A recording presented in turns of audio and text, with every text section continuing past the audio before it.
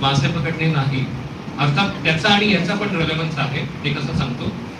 मासे कसे पकडले जातात, एक गळ टाकतो आपण, त्याला काहीतरी आमिष लावतो आणि तो मासा खाताना त्यामध्ये आढळतो. हे झालं लालची माशांसाठी. पण लालची लोकांना गळ्याला लावण्यासाठी याचा वापर केला. ओके, सो मला सांगा, तुमच्यापैकी किती जणांना असे मेसेजेस आले की इतक्या लाखांची किंवा कोटींची लॉटरी लागली? या कॉंग्रॅच्युलेशन. सगळे करोडपती माझ्यासमोर बसले. ग्रेट. आय विश की हे पैसे तुम्हाला मिळावे, पण तुमचे पैसे न जाता, याची शक्यच नाही. ओके, सो हा प्रकार कसा होतो ते समजून घ्या. First of all, it is not a targeted attack. हा काही फक्त मेसेज तुम्हाला एकट्याला पाठवला जातो. It is kind of broadcasted type attack, ज्याच्यामध्ये हा मेसेज करोडो लोकांना पाठवला जातो. त्यातले काही लाख लोक त्याला रिप्लाय करतात आणि काही हजार लोक पैसे घालून बसतात. सो हे कसं केलं जातं, तुम्हाला सगळ्यांना असा एक आमिष दाखवणारा मेसेज येतो. जसं इथं लिहिलंय $8,50,000 US लॉटरी. सो हा मेसेज जसा एखाद्या लालची व्यक्तीला कळतो, सगळ्यात पहिलं काम तो काय करतो, 8,50,000 मल्टिप्लाइड बाय 87-88 राईट. ते केल्यानंतर जी अमाऊंट दिसते त्याच्यानंतर त्याचे डोळे एकदम मोठे होऊन जातात. मग तिथं दिलेलं असतं की तुम्हाला जर हे पैसे मिळवायचे असतील तर आमच्या नंबरवर किंवा ईमेलवर आम्हाला तुम्ही कॉन्टॅक्ट करा. सो जसं तुम्ही त्यांना कॉन्टॅक्ट करता, तुम्ही 50% तिथंच फसलेला आहात. का? कारण तुम्हाला खरं वाटतं म्हणूनच तुम्ही कॉल केलेला आहे. राईट.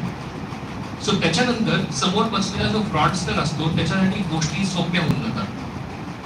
जसं तुम्ही त्याला कॉल करता, तो सगळ्यात आधी काय करतो, तुमचा विश्वास संपादन करतो. तुम्हाला हे सगळं खरं आहे असं भासवतो.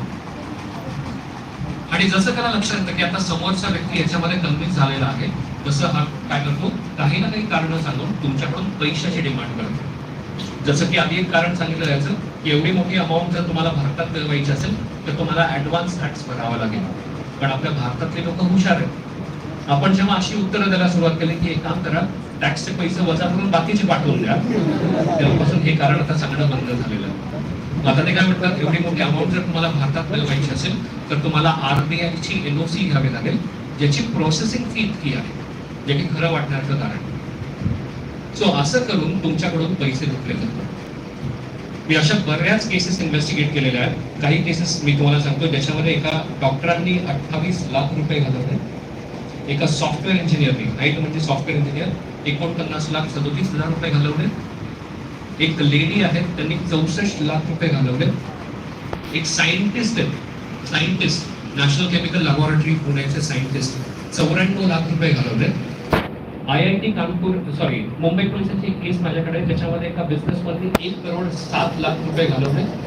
तर दिल्ली पोलिसांची एक केस माझ्याकडे होती, ज्याच्यामध्ये एका IIT Kanpur pass out, in fact gold medalist, एका कंपनीच्या ओनरने 1,83,00,000 रुपये याच्यामध्ये घालवले. आता या सगळ्या लोकांकडे बघितल्यानंतर असं वाटतं की तुम्ही किती शिकलेला आहे मॅटर करत नाही. काय मॅटर करतं, तुम्ही किती लालची आहात. राईट. कारण इथं तुमच्या ग्रीनलाच टार्गेट केलं जातं. याच्यावर एक किस्सा मला आठवतो. मी जेव्हा पुणे पोलिसांच्या सायबर क्राईम ब्रांचचा मी प्रोजेक्ट मॅनेजर होतो, तेव्हा पुण्याचे पोलीस कमिशनर होते doctor Satyapal Singh. Maybe तुम्हाला माहिती पण असेल. सो डॉक्टर सत्यपाल सिंग सरांची एकदा माझ्या ऑफिसला अचानकपणे व्हिजिट झाली. ते हेडक्वार्टरला आले होते, अचानकपणे माझ्या ऑफिसला आले. मी एका केसचं अनालिसिस करत होतो. केस अशी होती की एका 21 वर्षाच्या मुलीने एका अशाच लॉटरी स्कॅमच्या केसमध्ये 19,48,000 रुपये घालवले होते. सो त्या केसचं मी अनालिसिस करत होतो आणि सत्यपाल सिंग सर येऊन मागे थांबले. मला बऱ्याच वेळानंतर, 1-2-5 मिनिटांनंतर थोडीशी चाहूल लागली की माझ्या मागे कोणीतरी आहे आणि मी पाहिलं तेव्हा सर होते. सो मला सरांनी विचारलं, संदीपजी आप कर क्या रहे थे? तुम्ही इतक्या डीपली त्याच्यामध्ये इन्व्हॉल्व होतात, आप कर क्या रहे थे? तर मी सरांना सांगितलं की अशी एक लॉटरी स्कॅमची केस आहे आणि मी ती हार्ड डिस्क अॅनलाइज करत होतो. तर त्यावेळेस सरांनी मला जे वाक्य त्यावेळेस बोललं ते मला नेहमी आठवतं आणि तुम्ही ते नीट लक्षात ठेवा. मी हे सगळं जेव्हा सांगितलं की त्या मुलीचे जवळपास 19.5 लाख रुपये त्यामध्ये गेले, तर सर म्हणाले, संदीप जी मुझे समझ में नहीं आता है इतने पढ़े लिखे लोग इसमें फंसते कैसे हैं. उनको ये समझ में आना चाहिए दुनिया में माँ के दूध के सिवा और पिता के प्यार के सिवा कुछ भी फ्री नहीं है.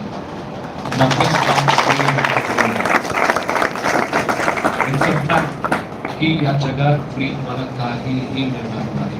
जेव्हा ते दाखवतात बाय वन गेट वन, त्या दोघांची प्राइस